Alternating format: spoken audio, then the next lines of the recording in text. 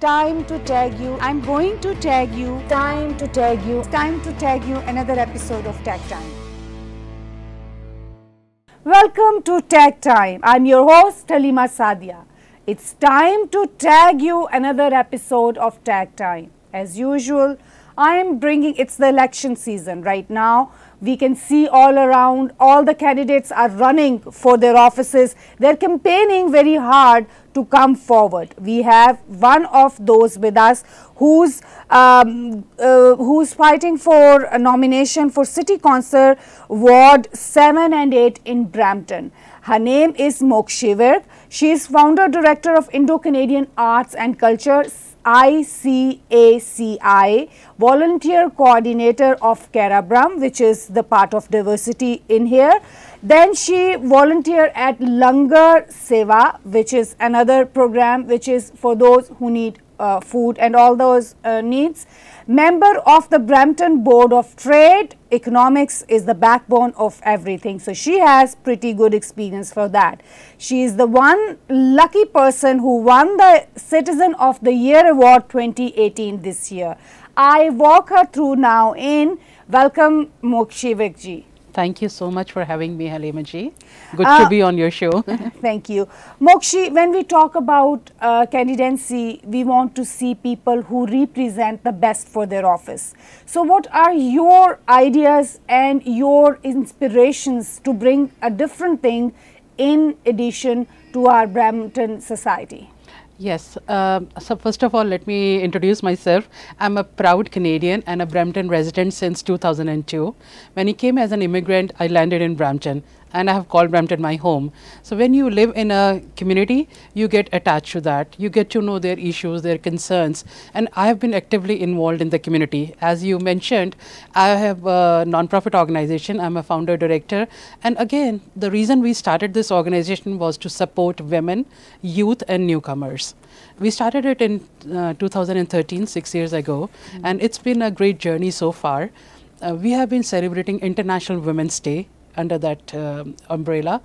Again, a lot of women, when they stay at home, they always look for an opportunity and to being women, it's always like we observe ourselves, the struggle. That's right. And we are better representative of the problems we face through cultural diversity and the difference of atmosphere when we move to some other society. That's so true. And that was the reason that we started this organization, and it was again getting first-hand information with all the struggles, all the challenges that women, even newcomers, have to face. So we have been supporting them with workshops and seminars, because it's easier once you bring them on one platform and then have a guest speaker who will share their experiences with them. So this was actually a wonderful journey. And moving forward now, 2018, we have this election season now, and the reason I am running is that I feel we need to have our diverse voices heard in the City Hall.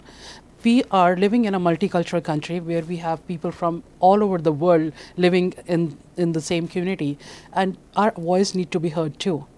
Community intelligence is very important, and community intelligence comes when you invest yourself in the community you're living in. Of course, Brampton is more predominantly South Asian, but we need to see all the balanced attitude by going into the system and society we live in. And I agree with you 100%, and that was the reason when I was volunteering at Kerabram, we met almost everybody there. It was a big umbrella where we had Filipino community, we had Caribbean community, we have Chinese community. I mean, we had everybody there. It was such a nice mosaic where we were looking at their cultures. We were enjoying their food. You know what? Different food really tell you about the culture. So food and art brings us together. It's beyond boundaries. That's so true. When you want to make a friend, I remember kids usually exchange their food with each other. Smiles and food. That's and right. Then you come with music and all that. So is that your experience also? Yes, that was the experience I shared as well. And again, as a non-profit organization too, and we encourage people from different backgrounds to come and be a part of our organization. They participate, they attend our events. So it's always good to have people from diverse communities come together.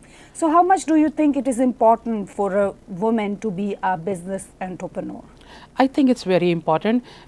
We live in an environment where both genders have to work together.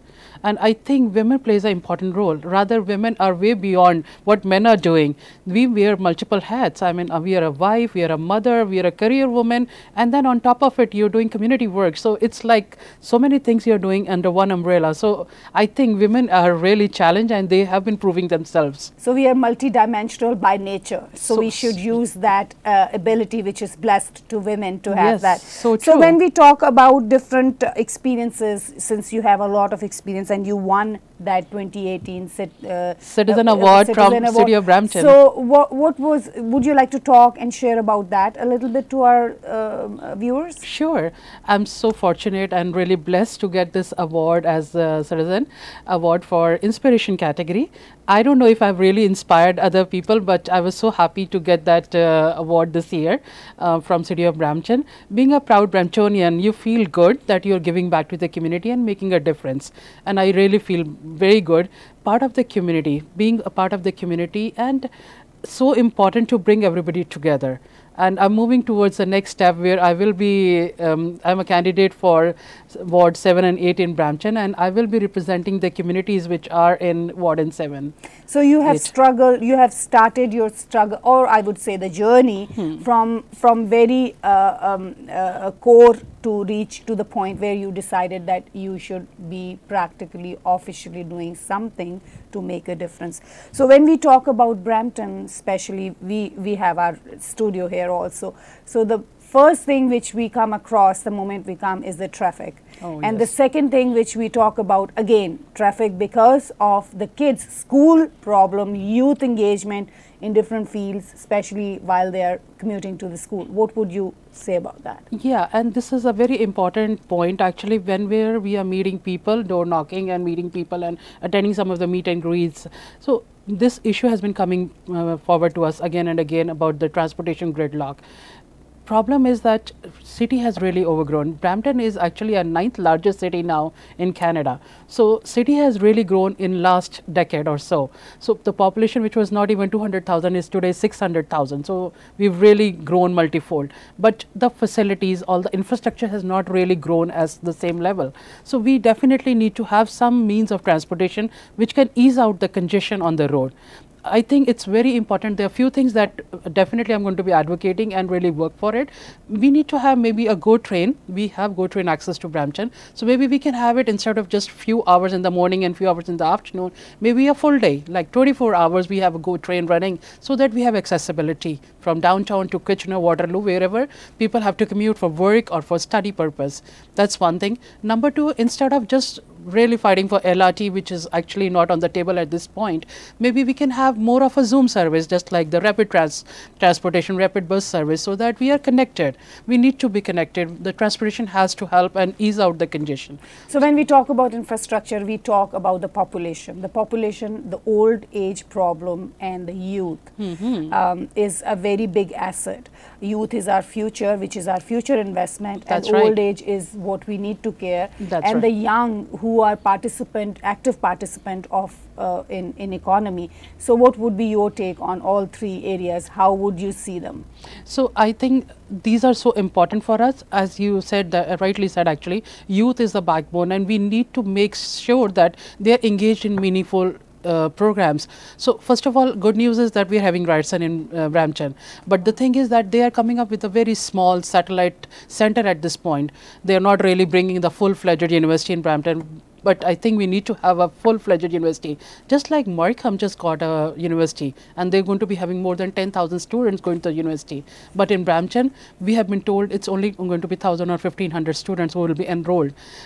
Okay, it's still a good beginning because we never had a university, so I think it's a good idea to have the university. But the best part is that they are coming out with a very good programs. They'll be doing the program cybersecurity, IT programs. I was talking to them, they were talking about robotics, so all the new futuristic point of view. Exactly. Studies to prepare our youth for our future. Exactly, and they get good employment. So once we have good programs in place, that can really help with the job placements and good opportunities for our youth. I think there are endless problems, endless challenges, and we need better candidates to come. Anything you expect from our viewers or any message you want to deliver to them? Sure. My first message to all my viewers would be to come out and vote. This is so important. This is your right. I always believe that when it's our right, we should always take it forward and really come out and vote. Actually, there's an opportunity to do advanced polling starting this Saturday.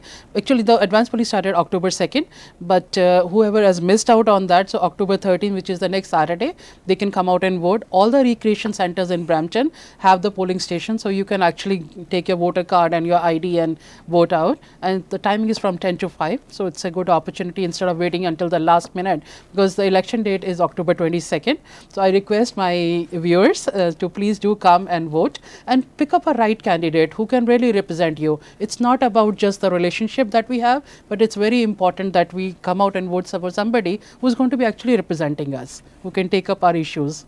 Thank you very much and wish you very good luck. Thank you so much. It was a pleasure being here.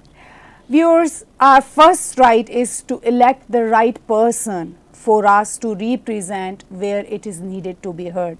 So October 22nd is the final date for your vote to go to the candidate, but yes, you can go coming Saturday, October the 13th, for pre-polls beforehand and show which one you like. Those people who are contributing in our society, who are contributing and understanding the dynamics, how things work and what is the need of our community is, they are a solid need for us. So we should always keep in mind that those people who have come through a process, a system of understanding, we should bring them forward. Mokshi is one of them. I would suggest you to go and see what she has for you. With these words, thank you very much for watching my show today. Time to tag you. I'm going to tag you. Time to tag you. Time to tag you. Another episode of Tag Time.